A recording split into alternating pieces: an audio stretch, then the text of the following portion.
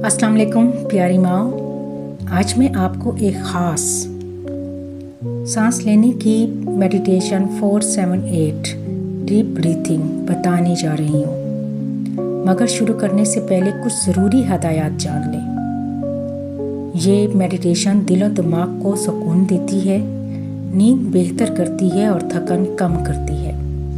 लेकिन याद रखें कि प्रेग्नेंट वुमेन ये मर्क सिर्फ डॉक्टर के मशवरे से करें। दमा या सांस के मरीज़ बहुत आहिस्ता तरीके से करें।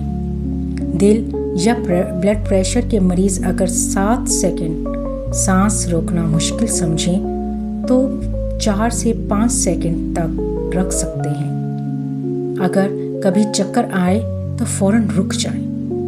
ये मेडिटेशन खाने के फ़ौरन बाद ना करें।